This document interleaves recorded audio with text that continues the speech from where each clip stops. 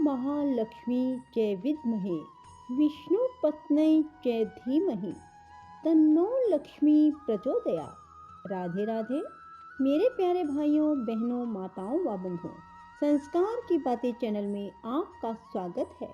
बंधुओं, आज पौष मास शुक्ल पक्ष के बड़े शुक्रवार को मैं आपको सुना रही हूँ महालक्ष्मी जी की कथा। बंधुओं, जिसे सुनने मात्र से आपके घर में स्थायी लक्ष्मी का वास होगा। बंधुओं, पूर्ण विश्वास के साथ ही महालक्ष्मी जी की इस कथा को सुने और मन में माँ लक्ष्मी का ध्यान करते हुए इस कथा को सुनेंगे तो आपके घर में शीघ्र स्थायी लक्ष्मी का वास होगा। बंधुओं, यदि आपने YouTube चैनल संस्कार की बातें अब तक सब्सक्राइब नहीं किया तो जरूर करें और बेल आइकन दबाना ना भूलें, ताकि आपको हमारी आने वाली सभी वीडियोस की जानकारी सबसे पहले हो सके। बोलो महालक्ष्मी जी की जय हो। श्री सूत जी कहते हैं, सब पातकों का नाश करने वाले जटा तीर्थ में स्नान करके विशुद्ध चित्त वाला पुरुष लक्ष्मी तीर्थ को जाए। जो जो कामना मन में रखकर मनुष्य लक्ष्मी तीर्थ में स्नान करता है वह सब प्राप्त कर लेता है।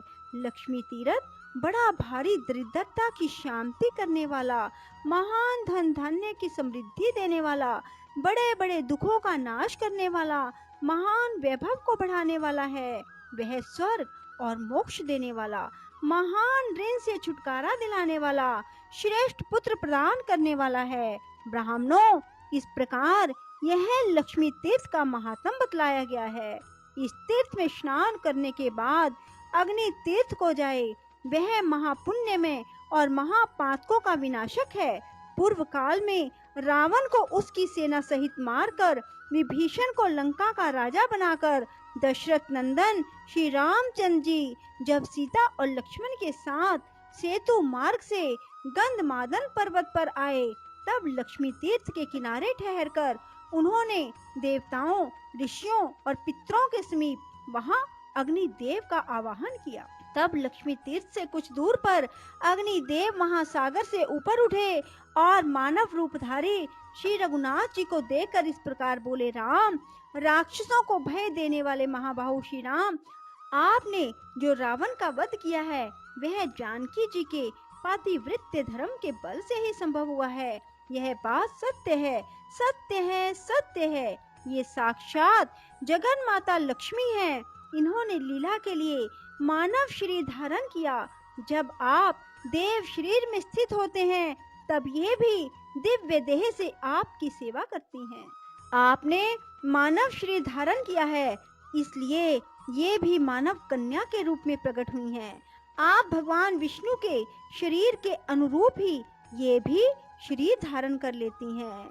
जगत स्वामिन देव आदिदेव जनार्दन, आप जब जब अवतार धारण करते हैं तब तब ये आपकी सहायिका होती हैं। जब आप भृगुनंदन परशुराम के रूप में अवतीर्ण हुए थे तब ये धरणी नाम से प्रकट हुई थी। इस समय आपके साथ ये जनक नंदिनी सीता के रूप में प्रकट हुई हैं और भविष्य में जब आप श्री कृष्ण अवतार लेंगे तब ये रुक्मिणी होंगी। इसी प्रकार अन्य अन्य अवतारों में भी ये आपकी सहायिका होती हैं। अतः रघुनंदन, आप मेरे कहने से इन्हें आदर पूर्वक ग्रहण करें। अग्नि का यह वचन सुनकर देवताओं और महर्षियों ने दशरथ नंदन श्री राम और जनक नंदिनी सीता की बार बार प्रशंसा की। श्री रामचंद्र जी ने अग्नि के साक्षी देने से परम निर्मल सती साध्वी सीता को ग्रहण किया। जिस स्थान पर अग्निदेव प्रकट हुए उसी को अग्नि तीर्थ समझो। अग्नि के प्रकट होने से ही उसका नाम अग्नि तीर्थ हुआ। उस मोक्षदायक तीर्थ में भक्ति पूर्वक स्नान करके मनुष्य उपवास पूर्वक वेद वेता ब्राह्मणों को भोजन कराए, उन्हें वस्त्र और धन दे। ऐसा करने से वह सब पापों से मुक्त हो भगवान विष्णु का सायुज्य प्राप्त कर लेता है। पूर्व काल की बात है, पाटलिपुत्र में पशुमान नामक एक वैश्य रहते थे। वे सदा धर्म में तत्पर और ब्राह्मणों की सेवा में संलग्न रहा करते थे। सदा कृषि और गौ रक्षा करते हुए पशुमान बाजार की गलियों में धर्मतः सुवर्ण आदि का विक्रय किया करते थे। उनकी 3 स्त्रियां थी जो सदा पति की सेवा में लगी रहती थी। उन तीनों स्त्रियों से सुपन्य आदि 8 पुत्र उत्पन्न हुए।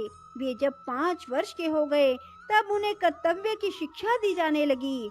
वे धीरे धीरे खेती, गोरक्षा और व्यापार का काम भली भांति सीख गए। सुपन्य आदि 7 पुत्र पिता की बात सुनते और पशुमान जो कहते उस कार्य को तत्काल पूरा करते। उन्होंने सोने के कारोबार में भी अत्यंत कुशलता प्राप्त कर ली। किंतु वैश्य का 8वां पुत्र दुष्पन्य बचपन से ही खोटे मार्ग पर चलने लगा। वह पिता की बात नहीं सुनता था। दुष्पन्य बाल्यकाल से ही बालकों को सताया करता था। पशुमान ने उसे दुष्कर्म परायण देखकर भी यह नादान है ऐसा कहकर उसकी उपेक्षा कर दी। तदंतर वैश्य के 8 पुत्र युवा अवस्था को प्राप्त हुए।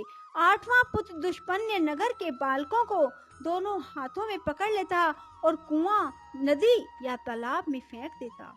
उसके इस दुष्ट चरित्र को कोई नहीं जानता था। जल में उनका शव देखकर लोग उनका संस्कार करते थे। तब पुरवासियों ने आकर राजा से यह वृतांत निवेदन किया। उसका वचन सुनकर राजा ने ग्राम रक्षकों को बुलाया और आज्ञा दी, बालकों की मृत्यु का क्या कारण है इसका पता लगाओ। ग्राम रक्षक बालकों के मारे जाने के रहस्य का पता लगाने लगे, किंतु बहुत खोज करने पर भी उन्हें उन बाल घात का पता नहीं लगा। वे डरते हुए राजा के पास गए, बोले, महाराज, हम बहुत खोज करने पर भी यह ना जान सके कि कौन इस नगर में रहकर निरंतर बालकों की हत्या करता है। तदंतर किसी समय वह वैश्य बालक अन्य 5 बालकों के साथ कमल निकाल कर ले जाने के बहाने सोवर के निकट गया। वहां उसने उन बालकों को जबरदस्ती पकड़कर पानी में डुबो दिया। वे बालक चीखते चिल्लाते रहे तो भी उस क्रूर आत्मा ने उन्हें कंठ तक पानी में ले जाकर डुबो दिया। उन सब को मरा हुआ जानकर दुष्पन्य शीघ्र अपने घर को चला गया। उन 5 बालकों के पिता अपने पुत्रों को नगर में ढूंढने लगे। वे 5 बालक अधिक छोटे नहीं थे। पानी में डाल देने पर भी वे मर ना सके। धीरे धीरे सरोवर के किनारे आ गए और वहीं घूमते रहे। इतने में ही अपने बंधुओं द्वारा नाम ले लेकर पुकारने की आवाज उन्हें दूर से सुनाई दी। तब उन्होंने भी जोर से बोलकर उत्तर दिया। बालकों की आवाज सुनकर उनके पिता सरोवर के तट पर गए। वहां उन्हें जीवित देखकर उन सबको बड़ा हर्ष हुआ। फिर पिता ने पूछा, तुम्हारी दशा क्यों हुई?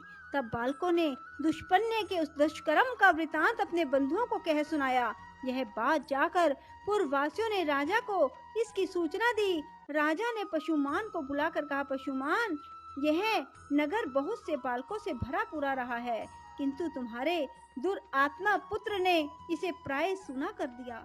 अभी अभी इन बालकों को उसने जल में डुबो दिया था, परंतु दैव योग से जीवित निकल आए। बताओ इस समय क्या करना चाहिए? मैं तुम्ही से पूछता हूँ, क्योंकि तुम सदा धर्म में तत्पर रहते हो।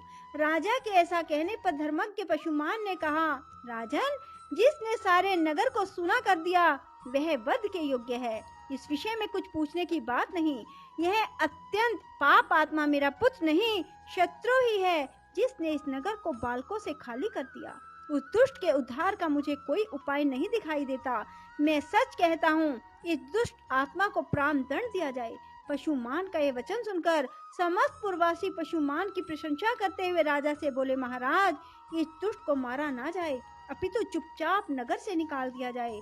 तब राजा ने दुष्पुण्य को बुलाकर कहा, ओ दुष्ट आत्मन, तू शीघ्र हमारे राज्य से बाहर चला जा।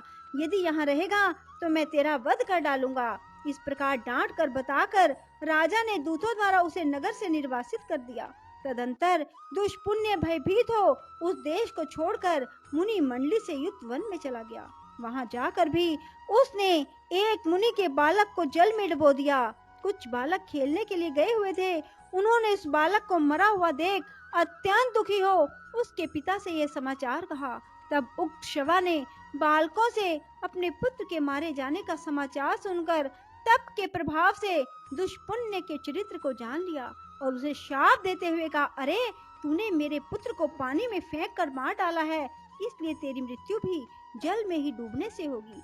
मरने के बाद तू दीर्घ काल तक पिशाच बना रहेगा। यह शाप सुनकर दुष्पुण्य को बड़ा दुख हुआ। वह उस वन को छोड़कर सिंह आदि क्रूर जंतुओं से युक्त दूसरे भयंकर वन में चला गया। वहां बड़े जोर की वर्षा और आंधी चलने लगी। दुष्पुण्य ने देखा एक मरे हुए हाथी का सूखा कंकाल पड़ा है। उस समय आंधी और प्रचंड वर्षा के कष्ट को ना सह सकने के कारण वह उस हाथी के पेट की गुफा में घुस गया। फिर बड़ी भारी वर्षा हुई। जल का महान प्रवाह हाथी के पेट में भी भर गया। हाथी का शव उस महाप्रवाह में बहते बहते समुद्र में चला गया। दुष्पुण्य उस जल में डूबकर क्षण भर में प्राणहीन हो गया। मृत्यु के बाद उसे पिशाच की योनि मिली। भूख प्यास से पीड़ित होकर वह भयानक रूपधारी पिशाच अनेक प्रकार के दुख सहता हुआ गहन वन में रहने लगा। एक वन से दूसरे वन में दौड़ता और कष्ट भोगता हुआ वह क्रमशः दंडक अरण्य में आया। वहां उसने उच्च स्वर से पुकार लगाई, हे तपस्वी महात्माओं, आप लोग बड़े कृपालु और सब प्राणियों के हित में तत्पर रहने वाले हैं। मैं दुख से अत्यंत पीड़ित हूँ, अतः मुझे अपनी दया दृष्टि से अनुग्रहित करें। पूर्व काल में मैं पाटलिपुत्र नगर में पशुमान का पुत्र दुष्पुण्य नामक वैश्य था। उस समय मैंने बहुत से बालकों की हत्या की। अब मैं पिशाच योनि को प्राप्त हुआ हूँ। भूख प्यास सहन करने की मुझ में शक्ति नहीं रह गई, अतः आप लोग कृपा करके मेरी रक्षा करें। तपोधनो, जिस प्रकार मैं पिशाच योनि से छूट जाऊं वैसा प्रयत्न करो। पिशाच का यह वचन सुनकर तपस्वी मुनियों ने महर्षि अगस्त्य जी से कहा, भगवान, इस पिशाच के उद्धार का कोई उपाय बताओ। तब अगस्त्य जी ने अपने प्रिय शिष्य सुतीक्ष्ण को बुलाकर कहा, वत्स सुतीक्ष्ण, तुम शीघ्र गंधमादन पर्वत पर चले जाओ। वहां सब पापों का नाश करने वाला महान अग्नि तीर्थ है। महामते, उस पिशाच के उद्धार के उद्देश्य से तुम उस तीर्थ में स्नान करो। अगस्त्य जी के ऐसा कहने पर सुतीक्ष्ण जी गंधमादन पर्वत पर चले गए और अग्नि तीर्थ में जाकर पिशाच के लिए स्नान का संकल्प करके वहां उन्होंने 3 दिन तक नियम पूर्वक स्नान किया। फिर रामनाथ आदि तीर्थों का सेवन और स्नान करके श्रेष्ठ ब्राह्मण सुतीक्ष्ण जी अपने आश्रम पर लौट आए। उस तीर्थ में स्नान के प्रभाव से वह पिशाच शीघ्र ही दिव्य देह को प्राप्त हुआ और सुतीक्ष्ण, अगस्त्य और अन्य तपोधनों को बार बार प्रणाम करके उनकी आज्ञा ले प्रसन्नता पूर्वक स्वर्गलोक को चला गया। बोलो लक्ष्मी माता की जय हो। राधे राधे। जय श्री कृष्णा। बंधुओं, यदि आपको हमारी वीडियो पसंद आए तो इसे लाइक करें और शेयर भी जरूर करें। धन्यवाद।